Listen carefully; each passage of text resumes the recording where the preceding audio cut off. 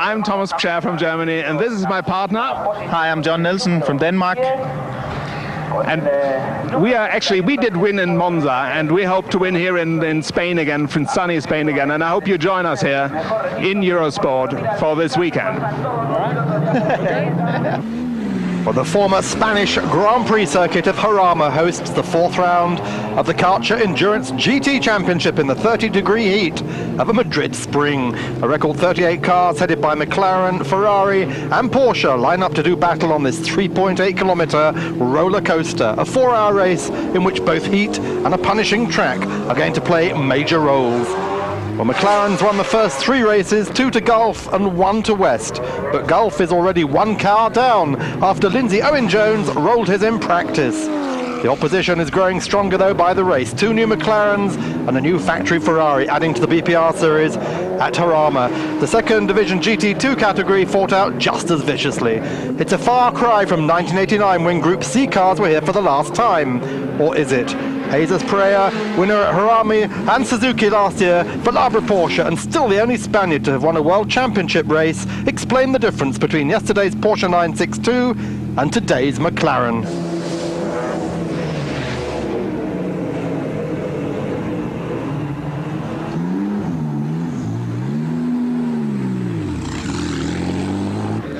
Bueno, nos encontramos aquí junto al pasado que ha This sido is the past, Hayes told us. My Brun Motorsport Porsche 962, which I raced at Le Mans. It was the quickest car of its day. This is the present Porsche 911, a little like the one in which I won last year. Ya se está corriendo este año y corrimos el año pasado, con el que conseguí 5 carreras, ganar 5 carreras. Y esto es. But here comes the future. This is a new GT car, the latest McLaren, which really isn't that much different to the old Group C. It's low, it has the same sort of power, and represents the future of the category. Siempre encuadrados dentro de la resistencia. There are 2 new McLarens at Jarama, one the Ducati F1 GTR of Fabien Giroir, shared with IndyCar driver Olivier Gouillard. The team took delivery of the 630 horsepower BMW V12 powered car only on Friday morning, and it's already competitive. Is it down to the car or to the driver?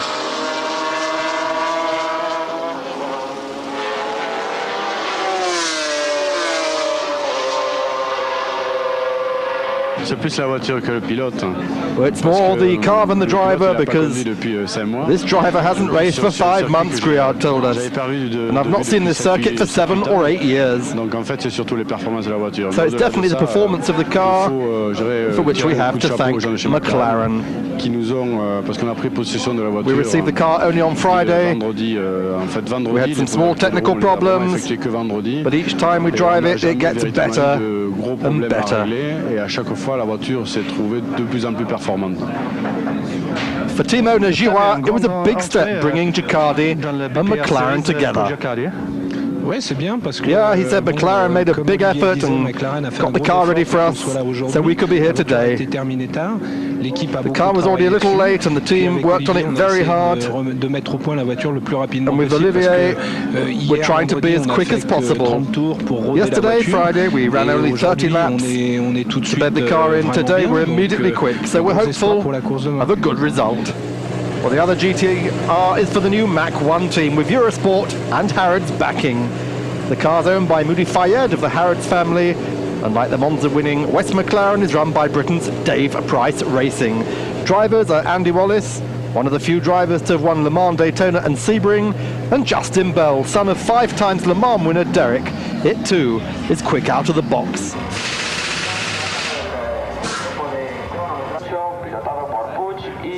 The whole program's obviously taken a while to get together, but you're here now. Everything, the car looks wonderful. You've got 2 top-class drivers. Can you beat the Gulf and West cars? Yes, we can. Yes, we can. We hope to. Yeah. After discovering the brand new car had faulty front shock absorbers, Wallace and Bell immediately found speed, qualifying in 9th place.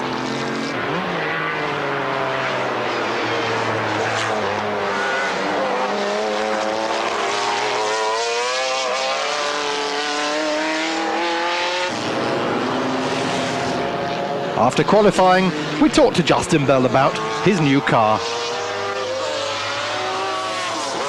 Of course, coming to any circuit and really treating it as a test session is never the best way to go motor racing, but we had the car arrive last Friday and we arrived here. So, I mean, lovely weather, lovely track, I mean, great car, we'll get on with it. Andy Wallace is the man who prepares to set the pace, the 1997 British Formula Ford champion who briefly shone in the DTM last year and who drove the ADA Di Tommaso Pantera in the first 3 BPR races of this year.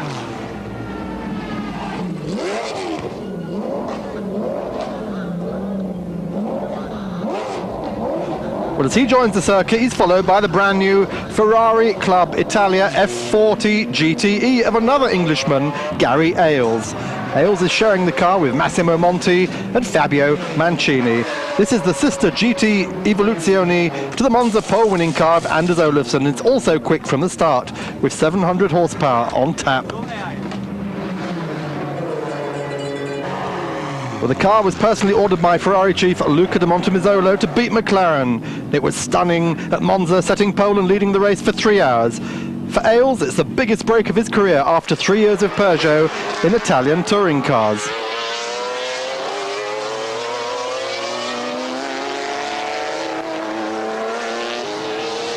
We asked Ailes, how does it feel driving for the Ferrari factory?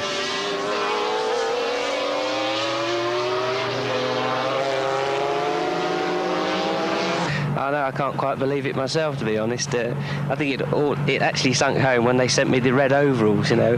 But no, for an Englishman to drive for Ferrari is a fantastic opportunity, and also in such a competitive car as well. Now, this really is a factory-backed team, isn't it? It's not really a privateer team now. No, it is factory-backed. They're there to win races, and that's the most important thing to Ferrari. Not just to compete, but to win, and I think we will. Ailes and Monti set the pace, putting the new car on the 3rd row of the grid. Buenos días a todos, aquí Alfonso. Well, this is Prince Alfonso, who has the Eurosport camera on board. He says, my Repsol Porsche, ride with me for a lap of Jarama.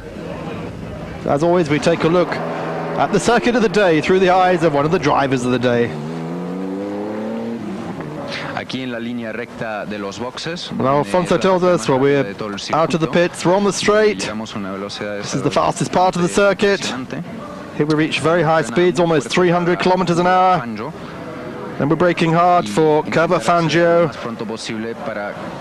And I try to get back on the power as soon as possible. Here I'm passing a slower car. Then I'm going into Vasi corner, which leads to the Le Mans and Farina curves. It's a slow corner. Oh, and I'm passed by the Labre Porsche, the car which is currently in first place in the championship. Now into Farina, and up the hill into Curva Pegaso. Very tough, very fast, and very slippery. We're arriving in the Ascari curves. Careful though, because it's easy to crash here if you're too fast. You brake hard, then you accelerate as quickly as possible. Heading for Bugatti curves. Brake hard, more hard braking, and this corner now starts to go downhill. If you lose the car here, you're in real trouble, so be careful. Hard on the brakes, quite late, because I've just passed the Conrad Porsche. And up towards Monza curves. It's quite slow, but precision will give you a high speed as you come out onto the straight. And here into the final corner, down onto the straight, and another lap. Well, that was a lap with me, Alfonso D'Orléans. That was Alfonso, nephew of King Juan Carlos of Spain, one of the stars of this year's BPR series. Let's have a look at some of the others.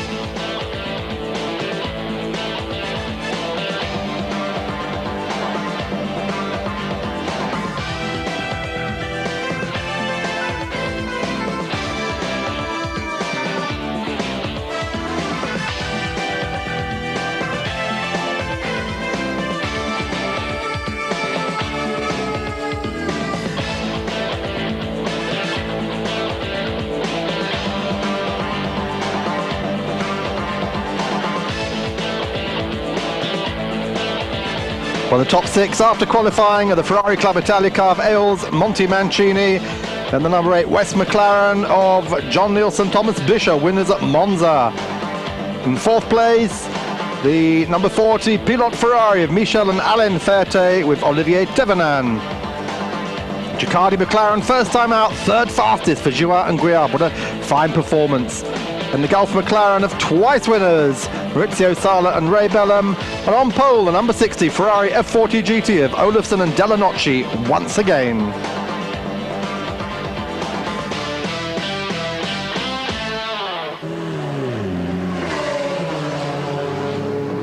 Hi, I'm Anders Olofsson. I'm on pole position again here in Jarama. Please join me after the break. Speed World, this is Jarama, this is Mark Cole looking at the drivers on the starting row of the grid. Anders Olofsson on pole, Maurizio Sala alongside him in the Gulf McLaren. Fabien Giroir starting the Ducati McLaren, first time out for the blue F1 GTR. Alongside him, on row 2, Michel Ferté in the Pilote Ferrari. John Nielsen, Monza winner, in the West McLaren on the 3rd row. And alongside him, starting Massimo Monti, who'll be showing the car with Gary Ailes, the 2nd of the factory F40s. Labre Porsche leading the BPR Karcher series at the moment. Jean-Pierre Jarier starting the car from row 4, and alongside him Pascal Fabre in the BBA McLaren. Harrods, row 5 with Andy Wallace starting, alongside him Paul Bermondo, the Pilote, and then Alfonso and Thomas Saldana carrying our camera in the Repsol Porsche. So the race starts in front of 30,000 spectators here in the Madrid circuit.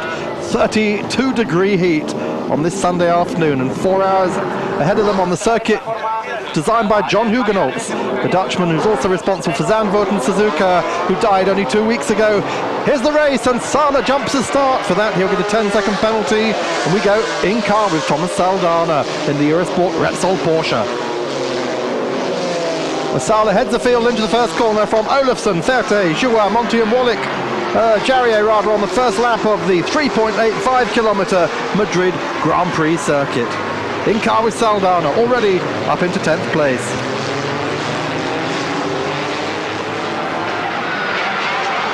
Oh, 7 cars fighting for the lead, but Ferté takes it with a daring move. Ferté continuing to fight Sala with a big battle behind Joao, Olofsson, Nielsen and Jarier.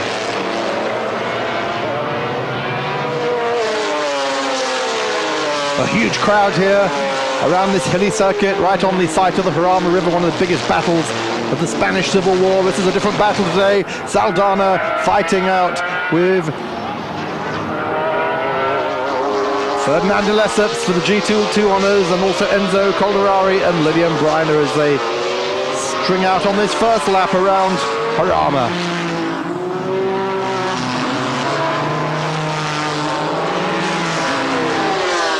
Calderari right ahead of our camera car at the moment, and they in turn fighting the GT2 pole-winning Ferrari F40. But it's Ferté up front for F40, and this isn't the Ferrari which is supposed to be leading. It's not the factory car, it's the Privateer Old X team car. Behind him Sala, and then Joao. What a fine performance by this man, Joao, hero of the German Touring Car Championship some years ago. Oh, a lot of late braking behind them. John Nielsen, and then Anders Olofsson starting from pole position, push back to 5th, perhaps taken by surprise by Sala's jump start. Well, these 5 cars up front, covered by a pocket handkerchief. And Andy Wallace all the time sitting there behind, playing a watching brief, wondering if they're going to do something stupid. But not in the first corner, not through Fangio on this lap, although one of the Ferrari 348s is already out of the race there, stuck in the sand. Wallace, he in turn followed by Massimo Monti, will be handing the car over to Gary Ailes. But it's Ferté at the moment, man of the moment here at Jarama. Ferté, Sala, Joao, then John Nielsen, then Anders Olofsson. Well, Ferté, an extraordinary pace in what was an IMSA Ferrari F40. This is the car that finished production in 1992. now here in 1995, leading the race, and a sister car having set pole. Oh, Sala tries to go through, and Girard tries to go through. On the inside is Sala. Can't quite do it though. Oh, Girard, very, very opportunistic there. But look at Sala, Maurizio Sala, the pocket rocket Brazilian.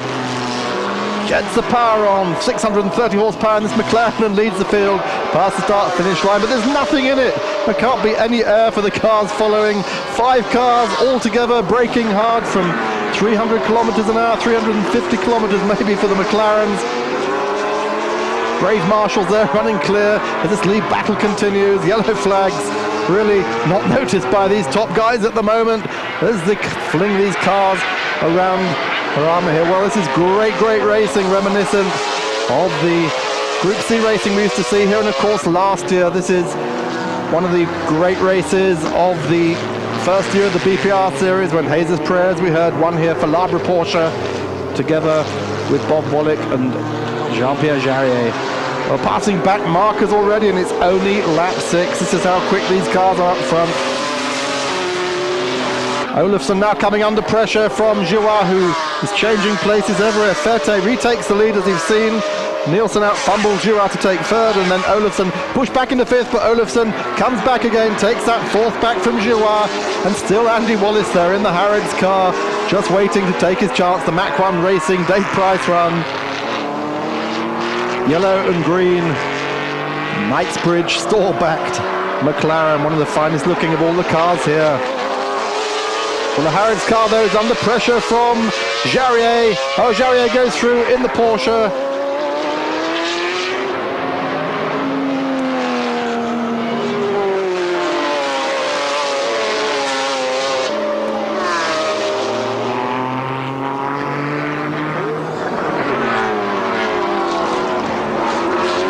Still up front, this big, big battle.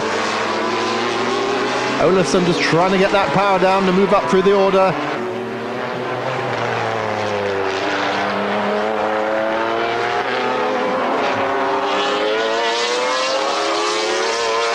Olofsson goes through. Oh, there's a big problem though for Olofsson. He locked up there. Look, the car has slowed dramatically as he comes through Le Mans corner. Ferte still leading, but Olofsson has broken second gear on the Ferrari. He's going to be out of the race, and Belmondo's F40 will also be out with the same problem shortly afterwards. So up front, it's Ferte still leading. Will his gearbox last the race? As Maurizio Sala poises himself to retake the lead.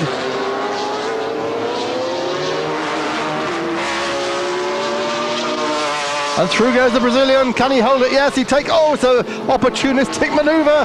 Oh, and he squeezes Ferte out against one of the Venturas there, and Ferte had nowhere to go. Sala just pulls out a 5-6 car lengths on him immediately, but trying to catch up. Look at this, locking up at the end of the straight. That is how hard these cars are trying. This is a 4-hour race, but they're treating it like a touring car race at the moment, all over each other. Well, we see the big battle now between Monty and Andy Wallace, the Ferrari, with a lot more power than McLaren, probably 700 horsepower, although the car is heavier. And we're back in car with Thomas Saldana.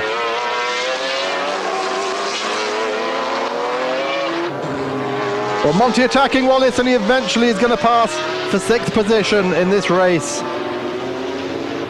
Through he goes, just using the extra grunt of the twin-turbo V8 F40. Of course, remember the Harrods car, just still bedding this car in after a lot of problems in qualifying, and a great showing at the moment by Wallace and Bell, who understandably don't want to mark the car first time out. The McLaren's not factory cars, well, these Ferraris definitely are, but not this Ferrari. This is the one who's still trying to lead the race. Always a spinner there, one of the Venturas. And look at this fight now between Ferte again and Sala. These two just not giving up. Ferrari uses extra power, gets alongside Sala as they come past the pits. Oh, and Sala pushes him on the grass. He won't let him back on, and there's nowhere for Ferte to go. He spins the car. Oh, there's nothing he could do. That was a most unfair move, I would suggest, by Sala, giving no mercy at all to the Ferrari once he had it on the grass. So an angry Michel Ferte rejoins the race. Let's see it again. Sala pushes Ferte over. Vettel cannot get back on the black stuff. There's nowhere to go. He's still doing 300 and something kilometers an hour. He has to spin the car. A great piece of getting out of trouble. He doesn't go in the sand, but he drops further down. Well, pit stop for West McLaren. John Nielsen out. We took the chance to ask him how he got on early in the race on the Goodyear shock car. Early on today it will be a tyre war, and it certainly was, but we're still in it. We've changed the compound, so we haven't given up yet. Pit stop for the 6th place Harrods car. Andy Wallace handing over to Justin Bell, and the heat really beginning to show now for all these guys. We still have a bit of understeer on the car, and consequently what happened was it really did give the front tyres a hard time. So after about 15-20 laps, you really had to struggle to get the car into the corners, but otherwise everything else is working fine.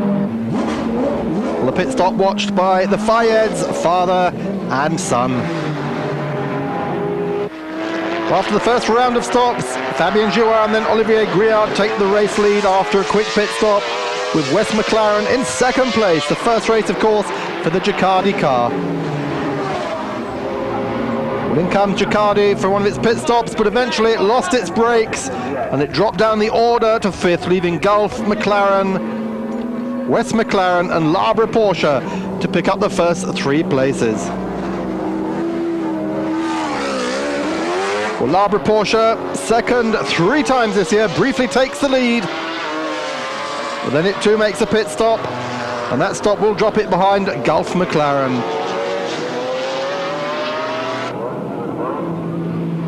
Bob Wallach waiting to take over from Jarry and Bouchou. This is Christophe Bouchou. And the Gulf car of Ray Bellum and Maurizio Sala takes the lead as it passes the Labre car, still in the pits. Well, the 4 hours are up incredibly quickly. So close was the racing at Jarama. And this is the final stop coming up now for Gulf McLaren, heading for win number 3 after the disasters of Monza. Sala did receive a stop-go penalty. It was taken when Ray Bellum left the pits after their first stop, during a routine stop apparently permitted under BPR regulations.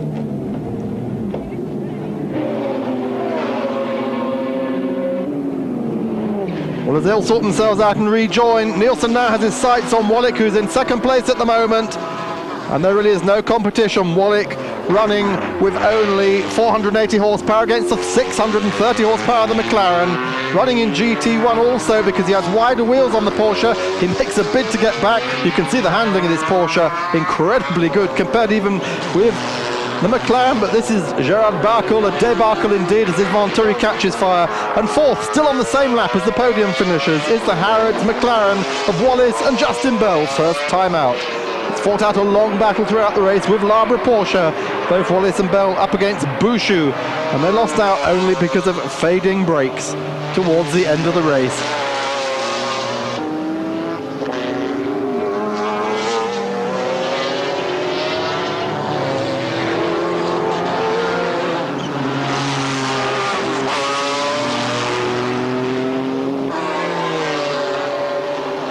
Well, Mach 1 Racing can be proud of their first outing, as indeed can Gicardi Racing, both cars here for the first time at Jarama. There's the Gicardi car, up in the thick of this battle. Fabien Girouard, the car owner, and Olivier Griard, sometime Eurosport commentator, IndyCar racer, Formula 1 driver. He's done everything, he's been everywhere. Well, Enzo Calderari and lady racer Lillian Briner head for their 3rd GT2 win of the year, including the Daytona 24 Hours, their 2nd in the BPR series, as Gicardi takes its debut 5th place, having recovered from its brake problems. 3rd and 4th, Labre and Harrods, so great 4th place finish for Bell and Wallace in the closing laps. 2nd, the West McLaren of John Nielsen and Thomas Bisher, after tyre troubles slowed the Monza winning car.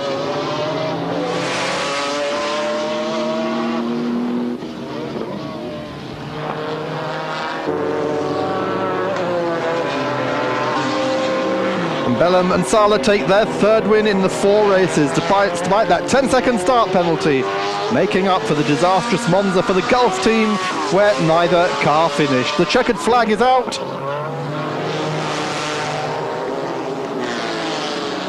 Maurizio Sala has only to complete this lap.